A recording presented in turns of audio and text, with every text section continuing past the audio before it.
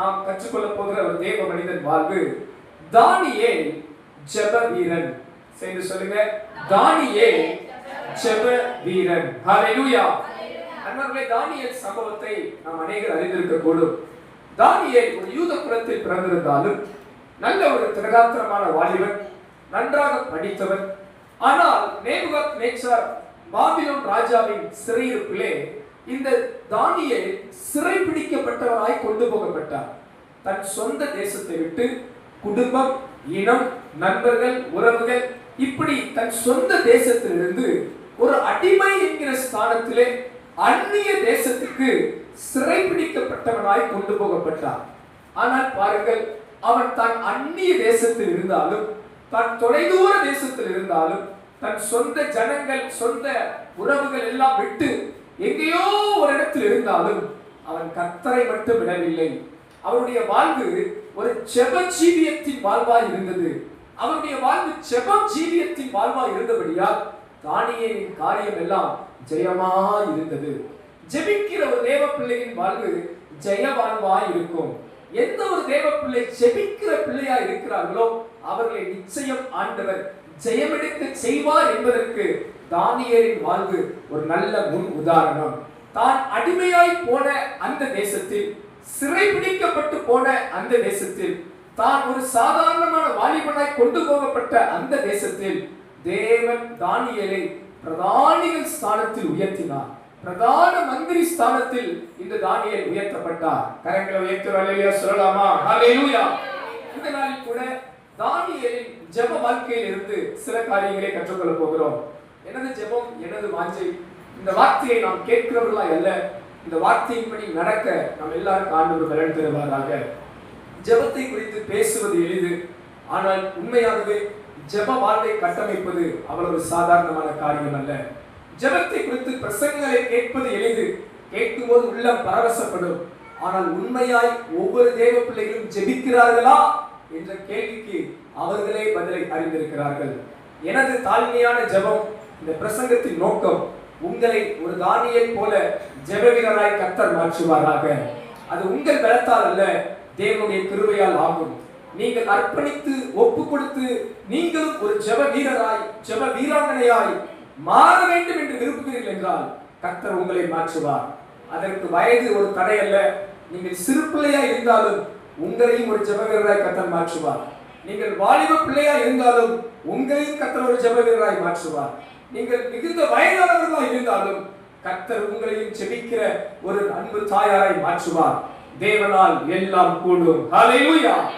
இந்த நாளில் கூட தானியேலின் ஜெப வாழ்க்கை எப்படிப்பட்ட ஜெப வாழ்க்கையா இருந்தது என்கிற காரியத்தை குறித்து சில காரியங்களை கற்றுக்கொள்வோமாக. தானியேல் புஸ்தகம் 6ஆம் அதிகாரம் 10வது வசனத்தை யாவரும் சேர்ந்து வாசிக்க போகிறோம். தானியேல் 6ஆம் அதிகாரம் 10வது வசனத்தை யாவரும் சேர்ந்து வாசிக்க போகிறோம். பழைய ஏற்பாட்டிலே பக்கம் 1038வது பக்கம். தானியேல் 6:10 வாசிக்கலாம்.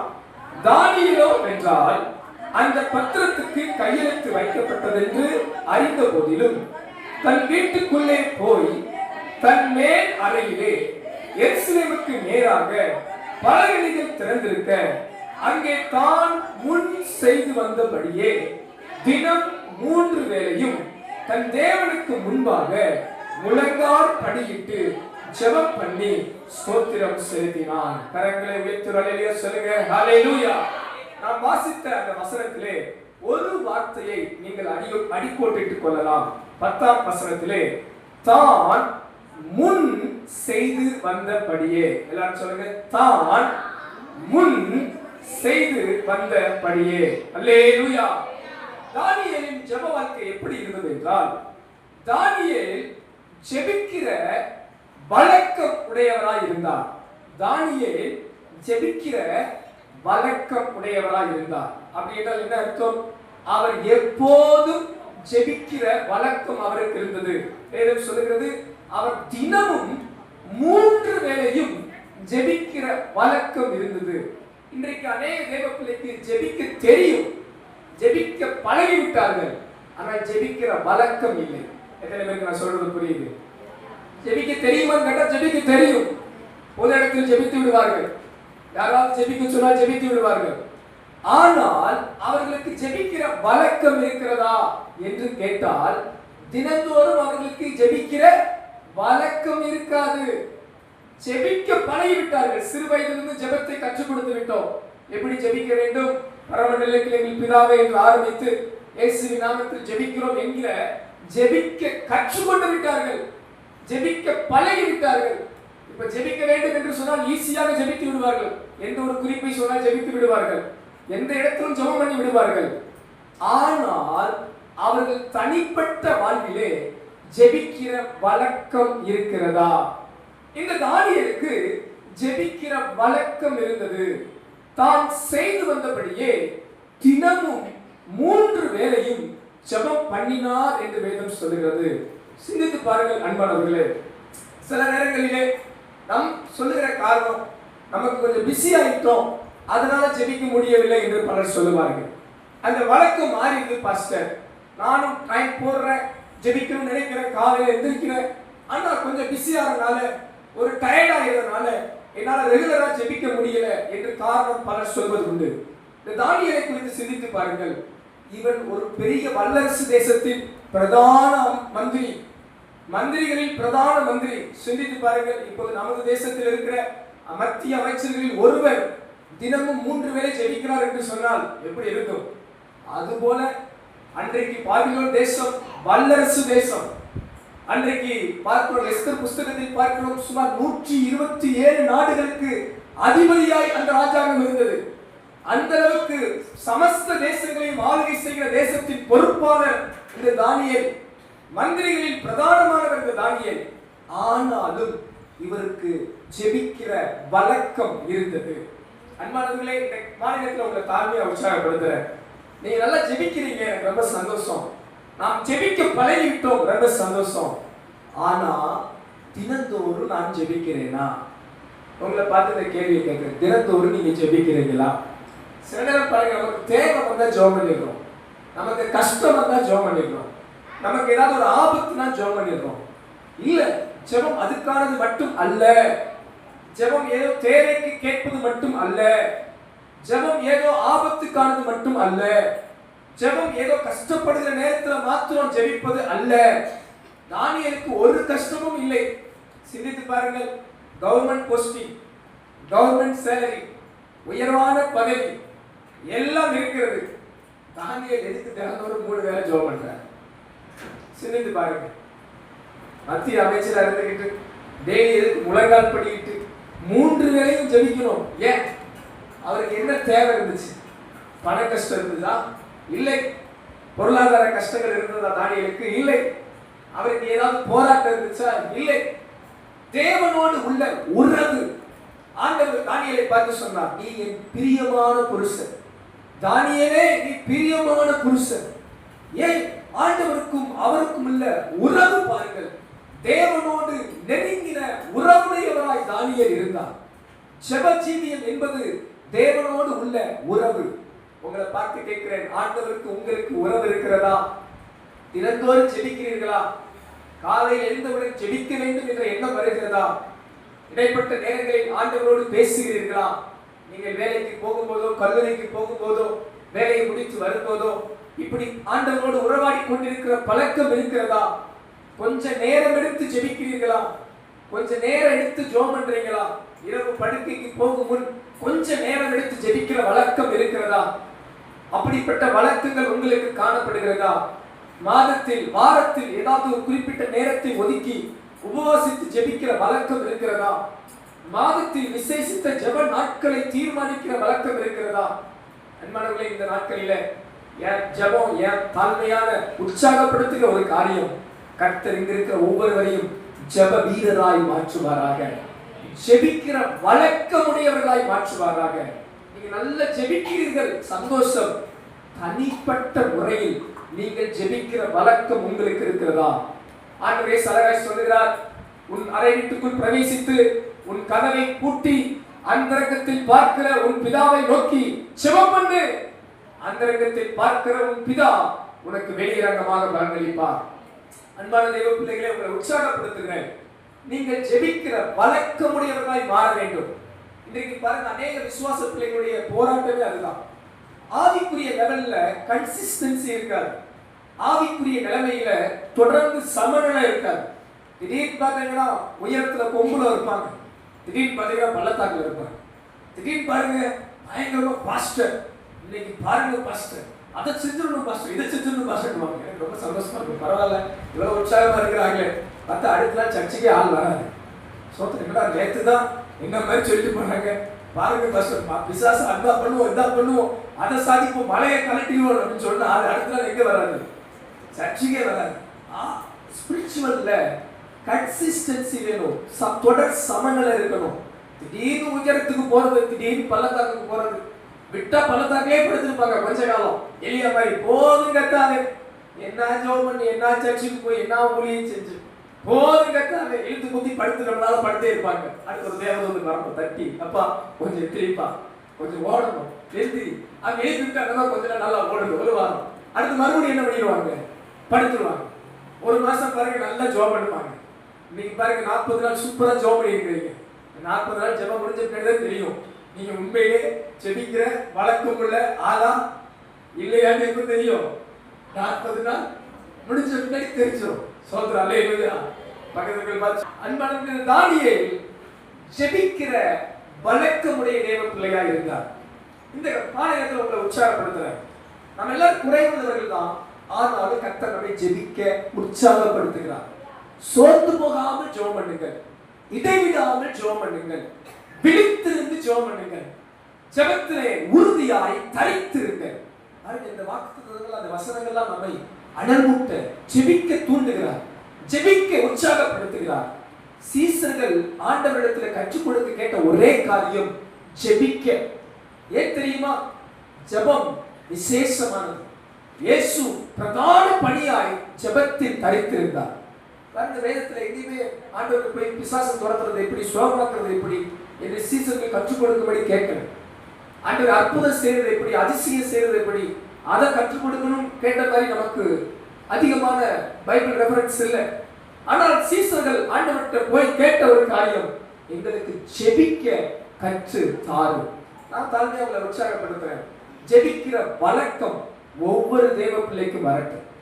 ஒவ்வொரு தேவ பிள்ளைகளும் நீங்கள் நானும் ஜெபத்திலே உறுதியாய் தரித்திருக்கிறவர்களாய் மாற கர்த்தர் கிருபை தருவாராக. அன்னைக்கு புயல் அடிக்கட்டும், அன்னைக்கு காற்று வீசட்டும், அன்னைக்கு பூகம்பம் வரட்டும், அன்னைக்கு பஞ்சம் வரட்டும், அன்னைக்கு வெள்ளம் வரட்டும், அன்னைக்கு உங்களுக்கு வயிறு வலி வரட்டும், தலைவலி வரட்டும், காய்ச்சல் வரட்டும், ஜெபம் அன்றைக்கு தடைபடாது. எத்தனை பேர் ஆமென் சொல்றீங்க? அல்லேலூயா. அன்றைக்கு ஜெபிக்கிற வழக்கம், ஏன் வழக்கம்? நான் ஜெபம் பண்ணுவேன். தான் முன் செய்து வந்தபடியே அவர் எப்போதும் ஜெபம் பண்ணினார். அல்லேலூயா. இந்த வழக்கத்துல ஆரம்ப நிலையில் இருக்கிறவங்களுக்கு ஒரு 3 காரியம் சொல்லி தரேன். இந்த வழக்கத்தை எப்படி செய்யறது பாஸ்டர்? ஆரம்ப நிலையில் இருக்கிறவங்களுக்கு இந்த ஆலோசனை பொருந்தும். முதல்ல நல்ல தொடர்ந்து ஜெபிக்கிற வழக்கம் உள்ள பிள்ளைகள் இன்னும் நீங்க கிருபையை பெற்றுக்கொண்டு அதிகமாக ஜெபிக்க கர்த்தர் உங்களுக்கு உதவி செய்வாராக. முதல் காரியம், ஜெபிக்கிற ஒரு இடத்தை தீர்மானிங்க. இந்த தானியேல் பாருங்க, அந்த வசனத்துல அழகா சொல்லுது பாருங்களேன். 6ஆம் அதிகாரம் 10ஆம் வசனத்துல பாத்தீங்கன்னா, தானியேல் என்றால்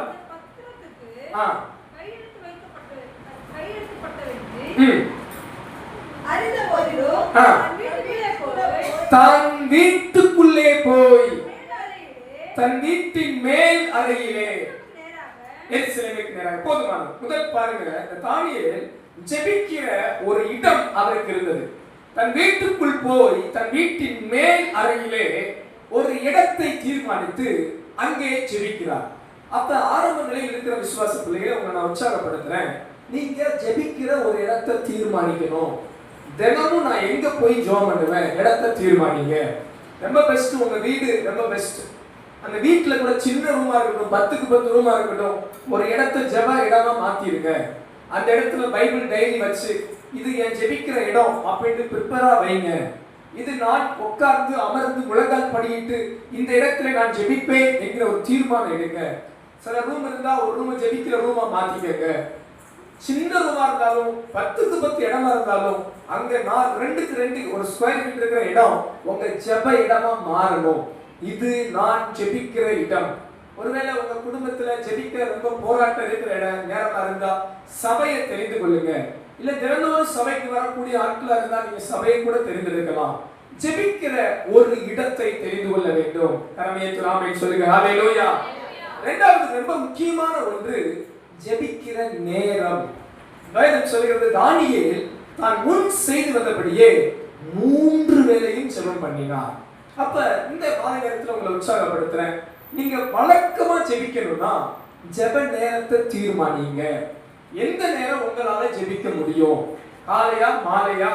எந்த நேரம்? ஒரு ஆரம்பத்துல ஒரு 1/2 மணி நேரமோ இல்ல ஒரு 1 மணி நேரமோ நீங்க நன்றாக தேவனை துதித்து பாடி ஜெபம் பண்ணி ஆண்டவரோடு நேரம் செலவிட ஒரு நேரத்தை தெரிந்து கொள்ளுங்க. அரமையத்தை சொல்லுங்க. ஹalleluya. பக்கத்துல கை பிடிச்சு தூங்கிடாதீங்க. தூங்காமல் ஜெபிக்கிற நேரத்தை கர்த்தர் உங்களுக்கு தருவாராக. ஹalleluya. ஜெபிக்க நேரத்தை தெரிந்து கொள்ளணும். ஸ்கூலுக்கு போறதுக்கு நமக்கு என்ன இருக்கு? நேரம். எத்தனை மணிக்கு ஸ்கூல் போறோம்? 9 மணி ஸ்கூல் ஓபனிங் டைம். நமக்கு ஒரு டைம் இருக்கு. அப்ப நம்ம என்ன ஆனாலும் டெய்லி என்ன பண்றோம்? யூனிஃபார்ம் போட்டு பேக்கை தூக்கிட்டு ஸ்கூலுக்கு போயிடுறோம். வேலைக்கு போக ஒரு நேரம் இருக்கு. Office time. ஒவ்வொரு ஆபீஸ்ல ஒவ்வொரு டைம். அந்த நேரத்துல என்ன வந்தாலும் டெய்லி நம்ம வேலைக்கு போகணும் அப்படின்னு போயிடணும். இது போல ஒவ்வொன்றுக்கும் ஒரு நேரத்தை தீர்மானிப்பது போல ஜெபிக்க ஒரு நேரத்தை தீர்மானிங்க. தினந்தோறும் இந்த நேரம் என் ஜெப நேரம், அந்த நேரத்துல நான் மற்ற எந்த காரியத்துக்கும் இடம் கொடுக்க மாட்டேன் என்று நீங்க ஜெப நேரத்தை தீர்மானித்து அது காலையோ மாலையோ உங்களுடைய குடும்ப சூழலை உங்க வாழ்க்கையின் சூழலை பொறுத்து, சிலருக்கு நைட் டியூட்டி இருக்கிறவங்களால காலையில் எதிர்த்து ஜெபிக்க முடியாத சூழல் இருந்தா நைட்டு தீர்மானிக்கலாம். சிலருக்கு காலையில நேரம் இருக்குன்னா அதிகாலையில நேரத்தை தீர்மானிக்கலாம். ஏதோ ஒரு நேரத்தை தீர்மானிங்க. ஆரம்ப நிலையில ஒரு நேரத்தை தீர்மானித்து இது என் ஜெப நேரம் என்று தீர்மானிக்க வேண்டும். ஹalleluya. பக்கத்துல கை பிடிச்சு சொல்லுங்க. நீங்களும் நானும் ஜெபிக்கிற ஒரு நேரத்தை தீர்மானிக்கணும். ஹalleluya. ஜெபிக்கிற நேரத்தை தீர்மானிச்சிட்டீங்களா? நான் பேசும்போதே சிந்திக்கணும் அந்த வார்த்தையை. நான் இந்த நேரத்தில் ஜெபிச்சா நல்லா இருக்கும். யாராவது யோசிச்சிருக்கீங்களா? மனசுல வாலிபத்தை யோசித்தீங்களா? நீங்க தானியேல் போல ஒரு ஜெப வீரனா மாறணும்னா வழக்கமான ஜெப வாழ்க்கை வேண்டும். அப்ப ஜெபிக்கிற இடம், இரண்டாவது ஜெபிக்கிற நேரம், மூன்றாவது ஜெபிக்கிற ஒரு மெத்தட் இல்லாட்டி ஜெப குறிப்புகளை நீங்க தெரிந்து கொள்ள வேண்டும். சில நேரம் பாருங்க, நம்ம ஜெபிக்கிற இடம் ஆயத்தமா இருக்கும், ஜெபிக்கிற நேரத்தை குறிச்சிருவோம், போய் உட்காந்து சோத்திர சோத்திர சோத்திர சோத்திர நமக்கு தெரிஞ்சதெல்லாம் ஜெபம் பண்ணிருப்போம். பார்த்தா 5 நிமிஷத்தை தாண்டி இருக்காங்க. என்னடா ரொம்ப நேரம் உட்காந்து ஜெபம் பண்ண மாதிரி இருக்கு. எதை தாண்டல? 3 நிமிஷத்தை தாண்டல, 5 நிமிஷத்தை தாண்டல. ஆரம்ப நிலையில் இருக்குன்னு சொல்றேன். சில நல்லா ஜெபிச்சு பழகிறவங்களுக்கு 1 மணி நேரம் போறது கூட சிலருக்கு தெரியாம இருக்கும். ஆரம்ப நிலையில் இருக்கிற பிள்ளைகள் சொல்றேன், நல்ல ஆர்வம் வந்துடும். இந்த பிரசங்கத்தை கட்டி நீ பாரு. அப்ப 9 மணிக்கு போன உடனே உற்சாகத்தை ஜெபம் பண்ண உட்காந்து பாஸ்டருக்காக ஜெபிக்கிறோம், பாஸ்டருக்காக ஜெபிக்கிறோம், ஜெய்சாக்காக ஜெபிக்கிறோம், இப்படி எல்லாம் சொல்லி ஜெபம் பண்ணி இப்போ 1 மணி நேரம் ஜெபம் பண்ணி கண்ணை திறந்து பார்த்தா 9:05 என்ன இருக்காது, தாண்டி இருக்காது. ஐயோ என்ன பாஸ்டர் 6 மணி நேரம் ஜெபம் பண்ணு சொன்னார், ஆனா என்னதான் ஓடி இருக்கு, 3 நிமிஷம் தான் ஓடி இருக்கு அப்படின்ற ஒரு எண்ணம் வந்துடும். அப்ப ஜெபிக்கிற ஒரு மெத்தட், ஒரு ரூல்ஸ், ஒரு ஃபார்மேட், ஜெபிக்கிற குறிப்பு எடுக்கணும். என்ன பண்ணணும்? ஜெப நேரத்துல போன உடனே முதல்ல ஆண்டவருக்கு நன்றி சொல்லணும். ஒரு சில நன்றி சொல்லி ஜெபிக்கணும். உங்க உள்ளத்துல ஏதாவது பாவங்கள் செஞ்சிருந்தா ஆண்டவருக்கு மன்னிப்பு கேட்கணும். ஆண்டவருக்கு நன்றி சொல்லி ஸ்தோத்திரம் பண்ணி ஒரு சின்ன ஆரம்ப ஜெபம் போல பண்ணணும். அடுத்து பாடல் புஸ்தகத்தை எடுத்து 2-3 பாடல் பாடணும். ஒரு நன்றி பாடல் பாடணும், ஒரு விசுவாச பாடல் பாடணும், ஒரு ஆவியாருடைய அபிஷேக பாடல் பாடணும். இப்படி 2-3 பாடலை பாடி கர்த்தரை நல்லா துதித்து ஸ்தோத்திரம் பண்ணணும். ஹல்லேலூயா. அடுத்து வேத பகுதியிலிருந்து ஒரு அதிகாரமாவது 2 அதிகாரமாவது வாசிக்கணும். அந்த வாசித்த பகுதியிலிருந்து வசனத்தை கொண்டு ஆண்டவர் உங்களுக்கு என்ன பேசினாரோ அதற்காக நன்றி சொல்லி துதிக்கணும். அப்ப பாருங்க, ஒரு வேதாகமத்தை 1 அதிகாரம் 2 அதிகாரம் வாசிச்சு ஆண்டவர் பேசின வசனத்துல கை வச்சு அந்த வசனத்தை விசுவாசிச்சு ஏற்றுக்கொண்டு இந்த வசனத்துல என் கூட பேசுனீங்க ஆண்டவரே நன்றி, அந்த வாக்குத்தத்தத்தை பிடிச்சு ஆண்டவர் என்ன சொல்லியிருக்கிறாரோ அதுக்கு ஒப்பு கொடுத்து அப்படி ஒரு சின்ன ஜெபம் பண்ணணும். அடுத்து பொதுவான காரியத்துக்காக ஜெபம் பண்ணணும். உங்களுக்காக முதல்ல ஜெபம் பண்ணுங்க. ஆரம்ப நாட்களில உங்க குடும்பத்துக்காக ஜெபம் பண்ணுங்க, சபைக்காக ஜெபம் பண்ணுங்க. நம்ம இந்த 5-6 நாட்கள் ஜெபித்து வர அந்த பார்ப்பனத்தை கொஞ்சம் சிந்திச்சு பாருங்க. நமக்காக, குடும்பத்துக்காக, சபைக்காக, நாம் வசிக்கிற பகுதிக்காக, தமிழ்நாட்டுக்காக, தேசத்துக்காக, இதுவே ஒரு 6 குறிப்பு வரிசையா வருது. இப்படி நீங்க ஜெபிக்க பழகுவீர்கள் என்றால் ஆரம்ப நிலையில தாழ்மையா சொல்றேன், நீங்க சர்வ சாதாரணமா ஒரு அரை மணி நேரம் 1 மணி நேரம் ஜெபிக்கிற ஒரு ஜெப வீரராய் மாறி விடுவீர்கள். ஹalleluya. ஜெபிக்க வழக்கம் வர வர ஒரு நாள்ல நீங்க குறிப்பிட்டு தான் ஜெபிக்கணும் என்று அல்ல, அந்த சமயத்துல உட்கார்ந்தாவே கர்த்தர் உங்களுக்கு நல்ல ஜெபிக்கிற பாரத்தை கொடுப்பார். ஹalleluya.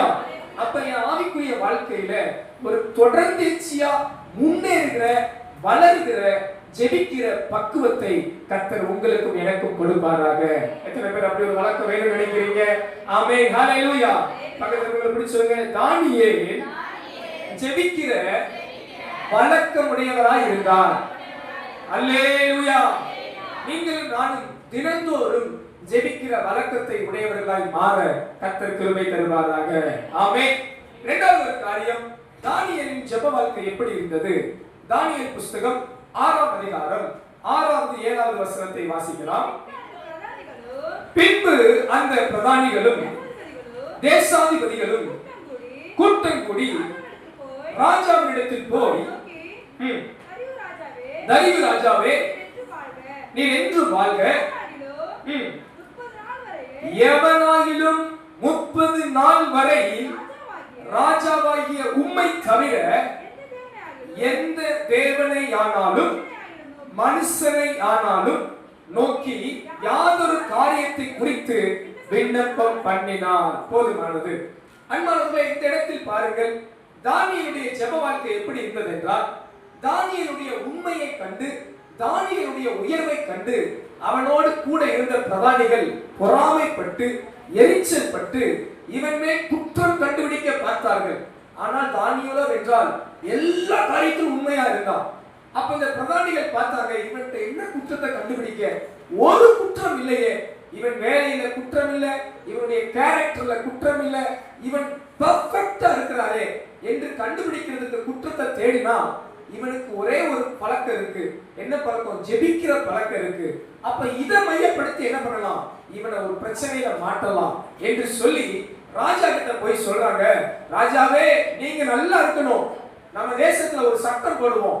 என்ன சட்டம்னா, ஜெபிக்கிறதுக்கு தடை. சொல்லுங்க பக்கத்துல பசங்க, ஜெபிக்கிறதுக்கு தடை. எத்தனை நாளைக்கு? 30 நாளைக்கு. நம்ம நாட்டுல திடீர்னு நிறைய தடை வருது பாத்தீங்களா? லாக்டவுன், படத்தை கேன்சல், அது மாதிரி சர்ப்ரைஸான தடைகள்லாம் நிறைய நம்மளே பார்க்கிறோம்ல.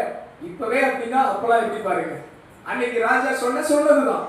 அப்ப இவங்கெல்லாம் போய் மந்திரிமார்கள் எல்லாம் ராஜாவுக்கு ஒரு ஆலோசனை கொடுக்குறாங்க. என்ன ஆலோசனை?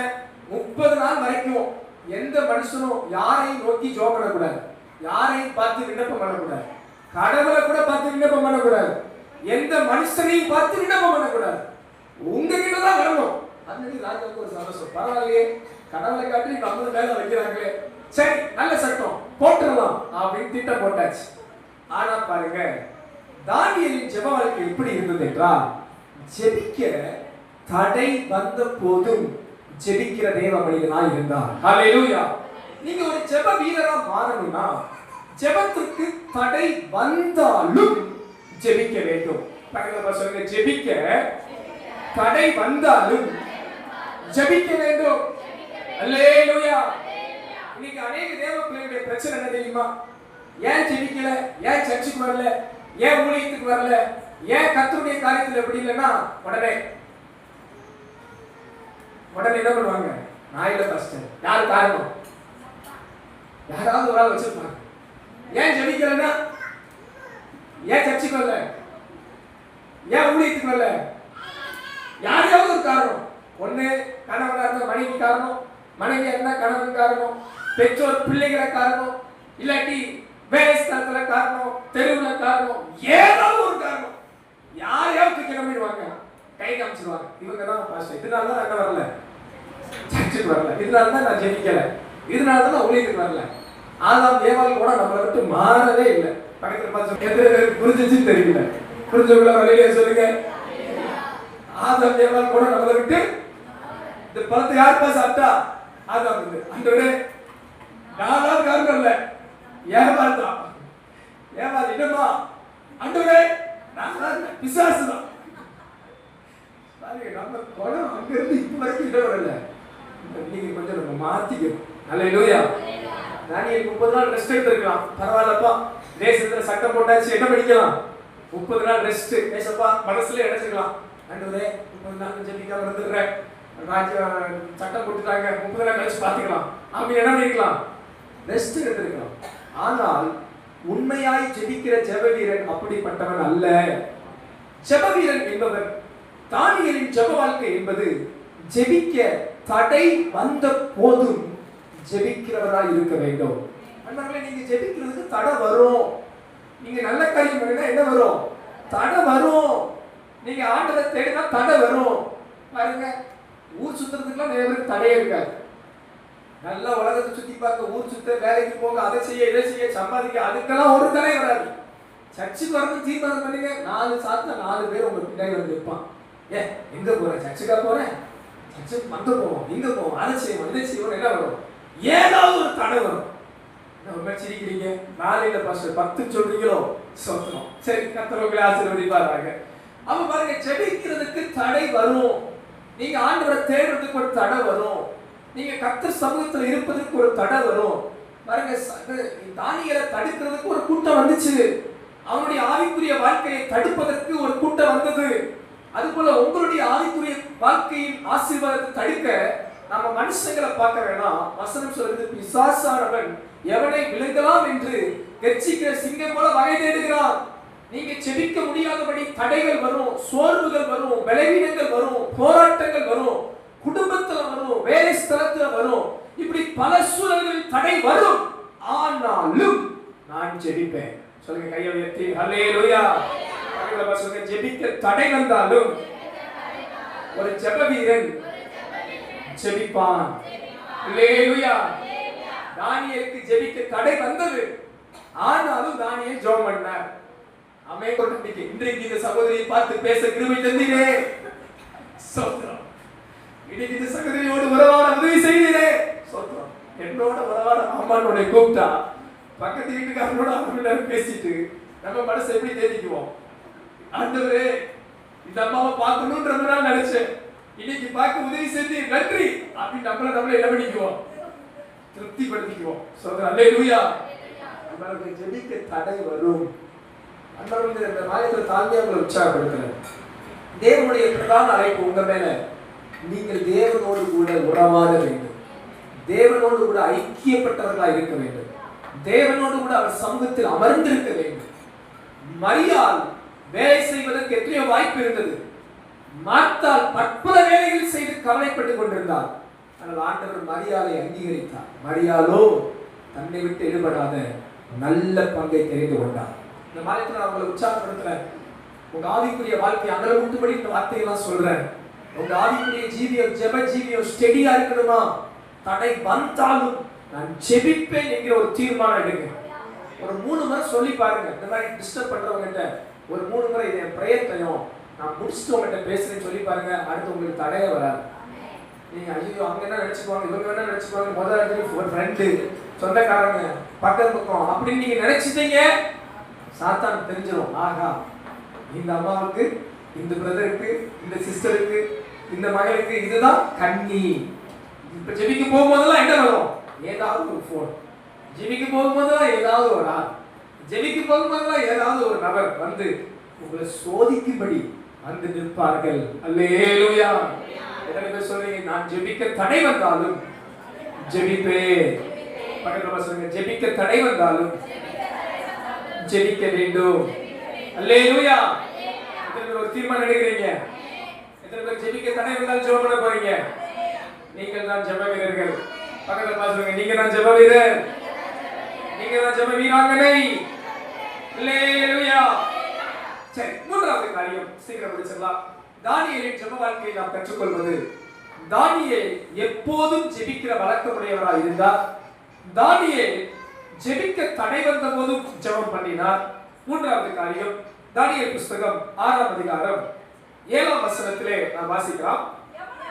எவனாகிலும் 30 நாள் வரையில் ராஜாவாகிய உம்மை தவிர எந்த தேவனையானாலும் மனுஷனையானாலும் நோக்கி யாதொரு காரியத்தை குறித்து விண்ணப்பம் பண்ணினால் அவன் சிங்கங்களின் கெபியிலே போடப்பட ராஜா கட்டளை பிறப்பித்து உறுதியான தாக்கீது செய்ய வேண்டும் என்று ராஜ்யத்துடைய எல்லா பிரதானிகளும் தேசாதிபதிகளும் பிரபுக்களும் மந்திரிமார்களும் தலைவர்களும் ஆலோசனை பண்ணி கொண்டிருக்கிறார்கள். ஆதலால் இப்போதும் ராஜாவே, மேதியரும் பெர்சியரும் இருக்கிற மாறாத பிரமாணத்தின்படியே அந்த தாக்கீது மாற்றப்படாதபடி நீர் அதை கட்டளையிட்டு அதற்கு கையெழுத்து வைக்க வேண்டும் என்றார்கள். அல்லேலூயா. முதல் காரியம் பார்த்தோம், தானியேல் வாழ்வு எப்போதும் ஜெபிக்கிற வழக்கம் உள்ள வாழ்வு. இரண்டாவது காரியம் பார்த்தோம், ஜெபிக்க தடை என்று வந்த போதும் ஜெபிக்கிற ஒரு ஜெப வாழ்வு. மூன்றாவது இன்னும் ஒரு படி மேல, முதல்ல இந்த ரெண்டு காரியத்தை நம்ம ஜெயிக்கணும். மூணாவது பாருங்க, ஜெபித்தால் தண்டனை என்ற போதும் ஜெபம் பண்ணலாம். சொல்லுங்க அல்லேலூயா. பக்கத்துல சொல்லுங்க, ஜெபிச்சா தண்டனை என்றால் சர்ச்சுக்கே வர மாட்டோம். எங்க ஜெபிக்கிறது? ஜெபிக்கிறதுக்கு தடை வரும்போது ஜெபிக்கிறது ஒன்று. ஜெபித்தால் இங்க என்ன கிடைக்குமா? அப்படி யாராவது மீறி ஜெபித்தால் அவர்களை சிங்கங்களின் கெபியிலே போட வேண்டும் என்ற மாறாத சட்டம் போட வேண்டும் என்று ராஜாவால் தீர்மானிக்கப்பட்டு கையெழுத்தும் போடப்படுகிறது. கரமேத்து ராமன் சொல்லுங்க ஹல்லேலூயா. இப்படி ஜெபித்தால் தண்டனை கிடைக்கும் என்ற சட்டம் வந்தபோது வேதம் சொல்கிறது, தானியேலோ என்றார் அந்த பத்திரத்துக்கு கையெழுத்து போடப்பட்டதை அறிந்தும் ஜெபம் பண்றார். அல்லேலூயா. நம்ம ஊர்ல இப்படி ஜெபிச்சா தண்டனை என்ற சட்டம் வந்துட்டா தெரியலாட்டி நல்லா ஜெபம் பண்ணிட்டு இருப்போம். யாராவது வந்து என்ன ஜெபம் பண்ணிட்டு இருக்கிற, ஜெபிச்சா என்ன வரும்? தண்டனை தெரியுமா? அப்படியா? இனிமேல் ஜெபம் பண்ண மாட்டேன், இனிமேல் என்ன பண்ண மாட்டேன், ஜெபம் பண்ண மாட்டேன், உஷாரா இருந்துக்கிறப்பா, தண்டனையா, இனிமேல் என்ன பண்ண மாட்டேன், ஜெபம் பண்ண மாட்டேன், சர்ச்சு பக்கம் போகாம இருந்துக்கிறேன், ஒரு மாசம் தானே, ஏசுப்பா நம்மளை மன்னிச்சிருவார். என்ன பண்ணுவார்? ஏசுப்பா நம்மள பக்கத்துல பாத்தீங்கன்னா ஏசுப்பா நம்மள, அதனால என்ன பண்ண மாட்டேன், ஒரு மாசம்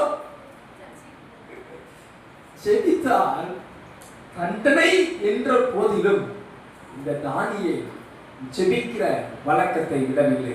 இந்த மாதிரி நான் உற்சாகப்படுத்துறேன். சில நேரம் கிறிஸ்துவ நிமித்தம் உங்களுக்கு சில பாடுகள், கிறிஸ்துவ நிமித்தம் சில போராட்டங்கள் வரும்போது அதிலும் நாம் உறுதியாக இருக்க வேண்டும். அந்த போராட்டத்திலும் நம்ம ஜெபிக்க வேண்டும். சில தேவ பிள்ளைகள் பாருங்க, சில போராட்ட தண்டனைகள் வந்த போது ஜெபத்தை விட்டுருவாங்க, ஜெபிக்கிற பழக்கத்தை விட்டுருவாங்க. ஆனா தானியேல் பாருங்க, சிங்க கெபியில் தான் போடப்பட்டாலும் பரவாயில்லை, என் ஜெப வாழ்க்கையை நான் விட மாட்டேன் என்று பத்திரத்துக்கு கையெழுத்து போடப்பட்டதை அறிந்தும் ஜெபம் பண்றார். அல்லேலூயா. அநேகர் பாருங்க இந்த கடைசி காலத்துல, ஐயோ ஆண்டவருடைய பிள்ளைகளுக்கு எதிராக பல போராட்டம் வந்துடும், பலர் நம்மளை அது பண்ணிடுவான், இது பண்ணிடுவான், சபையை உடைச்சிருவான், சபையை துன்பப்படுத்திடுவான், கொலை பண்ணிடுவான். அப்படி யாருக்காவது நீங்க பயப்படுறீங்களா? உங்களை யாராவது கொலை பண்ணுவான்னு பயப்படுறீங்களா? ஒரு மாதிரி பாக்குறீங்க. ஒரு தண்டனை, சோப்பண்டா தண்டனை, கத்தரை தேகதா தண்டனை, ஆண்டவர் ஆராதிச்சா தண்டனை, சட்டம் யாருக்கு தெரியும்? ஒரு காலத்துல நம்ம நாட்டில் சட்டம் வந்தா என்ன பண்ணுவீங்க? மெய் தேவனை தேடுவீங்களா? கூட்டத்துல மறைமுக கிறிஸ்தவனா வாழ்ந்து எப்படியா இறங்க போயிடலாம் அப்படி நினைப்பீங்களா? என்ன சிந்திப்பீங்க? நண்பர்களே, இரவு நேரத்தில் அவங்க எல்லாம் நான் உற்சாகப்படுறேன். இஞ்சி பிஞ்சி போனா என்ன பண்ணுவாங்க பூமியில? சொல்லுங்க, தலை எடுப்பாங்களா? வேதம் சொல்லுகிறது, உங்கள் சரீரத்தை கொள்ளுகிறவர்களுக்கு நீங்கள் பயப்படாமல் உங்கள் சரீரத்தையும் ஆத்மாவையும் நரகத்திலே தள்ளி அழிக்க வல்லவருக்கு பயப்படுங்க. இஞ்சி பிஞ்சி என்ன பண்ணுவாங்க பூமியில? நம்ம என்ன பண்ண முடியும் சொல்லுங்க? அநியாயம் பண்றவன், அக்கிரமம் பண்றவன் தைரியமா இருக்கான், கொலை பண்றவன், பொறாமப்படுறவன், அநியாயத்திலும் அக்கிரமத்திலும் இருக்கிற துணிகரமா பண்றான். நம்ம ஜீவனுள்ள சத்தியத்தின் தேவனை சத்தியமா நம்ம ஆராதிக்கலாம். தானியேலுக்கு அந்த தைரியம் இருக்குன்னு நான் நினைக்கிறேன். இந்த மாதத்துல உங்களை நான் உற்சாகப்படுத்துறேன். நீங்க சத்தியத்தின் பிள்ளையா இருக்கிறதுக்கு தைரியமா இருக்கு, ஆண்டவரை ஆராதிக்க தைரியமா இருக்கு. சில பேர் பைபிளை தூக்கிட்டு ஒளிச்சு வச்சு இப்படி தூக்கிட்டு வருவாங்க. சில பைபிள் தூக்குறதுக்கு வெக்கம், பைபிள் தூக்குறதுக்கு என்னது வெக்கம். வாலிப பிள்ளைகளை வேதத்தை தூக்க ஒரு நாள் வெக்கப்படாதுங்க. இயேசுவின் பிள்ளைன்னு சொல்றதுக்கு வெக்கப்படாதீங்க. உங்க ஸ்கூல்ல ஆண்டுடைய பிள்ளைகள் நீங்கன்னு சொல்றதுக்கு வெக்கப்படாதீங்க. உங்க காலேஜில் ஆமா நான் ஆண்டவர் ஆராதிக்கிறேன்னு சொல்றதுக்கு வெக்கப்படாதீங்க. உங்க தெருவில் நீங்க நான் இயேசுவின் பிள்ளைன்னு சொல்றதுக்கு என்ன பண்ணாதீங்க, வெட்கப்படாதீங்க, தைரியமா சொல்லுங்க. நமக்கு சில குறைகள் நமக்கு இருக்கலாம், ஆண்டவருடைய குறைவை மாற்றுவார். நீங்க கர்த்தரை தேவனை ஆராதிக்கிறேன் என்று தைரியமா சொல்லுங்க. எத்தனை பேர் ஆமென் சொல்றீங்க? அல்லேலூயா. தானியேலுக்கு தண்டனை என்று தெரிந்த போதும் அவன் ஜெபம் பண்றான். ஜெபிக்க தண்டனை என்று அறிந்த போதும் ஒரு ஜெப வீரன் ஜெபிக்கிறவனா இருந்தான். இந்த பூமிக்குரிய மிரட்டல்கள், இந்த பூமிக்குரிய பயமுறுத்தலை கண்டு சோர்ந்து போகாதீங்க. நம்ம ஜெபிச்சா ஒதுக்கிடுவாங்க, நம்ம ஆண்டவரை தேடினா ஒதுக்கிடுவாங்க, நம்ம கர்த்தருடைய பிள்ளைகள் என்றா ஒதுக்கிடுவாங்க என்ற பயம் ஒரு தேவ பிள்ளைகளுக்கு வர வேண்டாம். எத்தனை பேர் ஆமென் சொல்றீங்க? அல்லேலூயா. நான் ரட்சிக்கப்பட்டேன் தைரியமா சொல்லுங்க. நான் இயேசுவை ஏற்றுக்கொண்டேன் தைரியமா சொல்லுங்க. ஒரு முறை என் வாழ்க்கையில் நடந்த சம்பவங்கள். நான் ஒரு ஆண்டவர் அறியாத குடும்பத்துல இருந்து ரட்சிக்கப்பட்டு ஊழியத்துக்கு வந்தேன். ஊழியத்துக்கு வந்தப்ப ஐயோ ஸ்தோத்திரம், ரட்சிக்கப்பட்டேன்னு சொன்னாவே எப்படி இருக்கும், ஊழியத்துக்கு வந்தேன்னு சொன்னா எப்படி இருக்கும். எங்க குடும்பத்தார் நெருங்கின உறவுகள் எனக்கு கூட பிறந்த அண்ணனே எனக்கு போனை போட்டு 1 மணி நேரம் ஐயோ ஐயோ ஐயோ என்ன சொல்றது, படிச்ச முட்டாள், வாழ தெரியல, உழைச்சு சம்பாதிச்சு நல்லா இருக்கணும்னு உனக்கு தெரியல, இப்படி போய் நீ விழுகிறீங்க என்று என்னென்ன பேச முடியும் எல்லாம் பேசினாங்க. ஆனா காலங்கள் கடந்தது, கர்த்தர் என்னை ஆசீர்வதிக்கிறவராக இருந்தார். ஹல்லேலூயா. ஒரு முறை வீட்டுக்கு நான் போகும்போது எனக்கு தெரிஞ்ச ஒரு அம்மா, வயதான அம்மா, அப்ப என்னை பார்த்து என்ன வேலை பார்க்குறேன்னாங்க. எனக்கு இருக்கிற பெரிய சோதனை தெரியுமா, யாராவது பார்த்து என்ன வேலை பார்க்குறேன்னு கேட்டா government job, heavenly government job. ரட்சிக்கப்பட்டவங்க மற்றவங்கிட்ட சொல்லிடணும், குடும்பத்தார்கிட்ட சொல்லிட்டு அடுத்த ஒரு கேள்வி கேட்டுருவாங்க, என்ன சம்பளம் கேட்பாங்க. ஐயோ சோத்திரம், அதுக்கு முதல் கேள்வியே பரவாயில்லையே அப்படின்னு தோணும். அப்ப ஒரு அம்மா கேட்டு என்ன வேலை பார்க்கறாங்க. அந்த அம்மாவுக்கு நான் எப்படி சொல்லுங்க, நான் பாஸ்டர்ன்றதை எப்படி சொல்லி புரிய வைக்க. அந்த அம்மாவுக்கு ரொம்ப படிப்பறிவுலாம் இல்லை. நான் யோசித்தேன், நாட்டு இந்த அம்மாவுக்கு நான் எப்படி சொல்ல போறேன்னு தெரியலையே அப்படின்னு யோசிச்சுட்டு, அம்மா ஃபாதர்லாம் தெரியுமா, பார்த்துருக்கீங்களா ஃபாதர்லாம் அப்படின்னு நீங்க உட்காரி பார்த்தாங்க. அது போச்சு, புரியல போல. நீங்க உட்காரி குருன்னு பார்த்தாங்க, ஃபாதர்லாம் தெரியுமா, ஃபாதர்ன்றாங்க அப்படின்னு. அப்புறம் அந்த அம்மா சொன்னாங்க, அம்மா அந்த வெள்ளை ட்ரெஸ்ல நீளமா போட்டிருப்பாங்க தெரியுமா, அங்கி மேலாம் இந்த ஃபாதர்லாம் பார்த்துருக்கீங்களா, நீ இந்த ஏசப்பாக்கா ஊழி செய்ய அப்படிங்கிற அம்மா. அப்பா ஏசப்பான் பேரால தெரிஞ்சு வச்சிருக்கு. ஆமாம்மா நான் ஏசப்பாவுக்கு என்ன பண்றேன், அப்படியாப்பா ஏசு சாமி தான் உண்மையான சாமி, முன்னாடி சொல்லிக்கலாமே. இது சொல்றதுக்கு நான் பட்ட பாடு எனக்கு தான் தெரியும். அப்புறம் அந்த பாருங்க, எனக்காக ஒரு சுகம் பண்ணிப்பா, இந்த வாய்ப்புக்கு தான் நம்ம இருக்கிறோம், இதுதான் என் வேலை, வாங்க அப்படின்னு அவங்களுக்கு ஒரு கையை வச்சு ஒரு ஜோம் பண்ணிருந்தாங்க. புள்ளடிச்சு போயிடுச்சு. சிவம் முடிச்சலையோ நாள் கஷ்டமா இருக்கிறோம். ரொம்ப சொன்னாங்க, ஐயோ என்னால் தாங்க முடியல, உடம்பெல்லாம் புள்ளடிச்சிருச்சு. இயேசுதான் மெய்யான ஆண்டவர், பரிசுத்தமான ஆண்டவர் என்ற அந்த அம்மா, ஆண்டவர் அறியாத ஒரு அம்மா சொன்னாங்க. நண்பர்களே, உங்க வாழ்க்கையில செபிச்சா தண்டனை, நீங்க ஆண்டவர் தேடினா போராட்டம், பிரச்சனை என்றா நான் தாழ்மையா சொல்றேன், இன்னும் அதிகமா தேடுங்க, இன்னும் அதிகமா உறுதியா நில்லுங்க. கர்த்தர் சிங்கங்கள் வாயவே உங்களுக்காக கட்டுவார். உங்களை எதிர்க்கிற எதிர்ப்புகளை தடுப்பார். உங்களுக்கு விரோதமா எழுப்புகிற போராட்டங்களை மாற்றுவார். எது உங்களுக்கு விரோதமா எழுப்புகிறதோ அந்த எழுப்புகிற சூழ்நிலைகளை கர்த்தர் இல்லாமல் ஆக்குவார். எத்தனை பேர் விசுவாசமா ஆமென் சொல்றீங்க? அல்லேலூயா. நீங்க போராட வேண்டியது இல்லை. நான் ஊழிய பார்க்கல, நான் தாழ்மையா நான் பார்த்த காரியம், நான் எந்த மனுஷனோடு போராடினதே இல்லை. ஊழியத்துக்கு விரோதமா, சபைக்கு விரோதமா, ஊழிய எங்களுக்கு விரோதமா எழும்புற எந்த மனுஷனோடு நான் போராடினதில்லை. நான் சண்டைக்கு போனதில்லை, வம்புக்கு போனதில்லை. ஆனா கர்த்தர் அவர்களோடு யுத்தம் பண்ணதை நான் பார்த்திருக்கிறேன். கர்த்தர் அவர்களுக்கு விரோதமா எழும்பி நின்றதை நான் பார்த்திருக்கிறேன். உங்க வாழ்க்கையில நீங்க ஆண்டவரை தேடுவதற்கு தடை என்று, தண்டனை என்று பலர் எழுப்பி நின்றாலும் இயேசுவின் நாமத்தில் சொல்லுகிறேன், உங்களை எதிர்க்கிற சூழ்நிலைகளை கர்த்தர் மாற பண்ணுவார். சிங்கங்களே ஆனாலும் அந்த வாய்களை கட்டுவார். எரிகிற அக்கினி ஜுவாலையே ஆனாலும் அந்த அக்கினி ஜுவாலையை கர்த்தர் உங்களுக்கு குளிர்ந்த நிலைமையை மாற்றப்படுவார். உங்க வாழ்வில தண்டனை என்று வந்தாலும் கர்த்தருக்காக வைராக்கியமா நிலுங்க. ஒருவேளை நம்ம ஆண்டவருக்காக இந்த பூமியில ரத்த சாட்சியா மரிக்க நேரிட்டாலும் நான் தாழ்மையா உங்களை உற்சாகப்படுத்துகிறேன். நீங்க ரத்த சாட்சியா ஆண்டவருக்கு மரித்தாலும் பரலோகத்துல உங்க பலன் மிகுதியா இருக்கும். அல்லேலூயா. நீங்க இயேசுவுக்காக உங்க ஜீவனை கொடுத்தா நித்தியத்துல என்றென்றும் அவரோடு கூட வாழ்வீர்கள். அல்லேலூயா. உங்க வாழ்வை கர்த்தர் நிச்சயமாய் ஆசீர்வதிப்பார். தானியேல் ஜெபிக்கிற ஜெபவீரனா இருந்தார். ஜெபிக்கிற வழக்கம் அவருக்கு இருந்தது. ஜெபிக்க தடை வந்த போதும் ஜெபம் பண்ணினார்.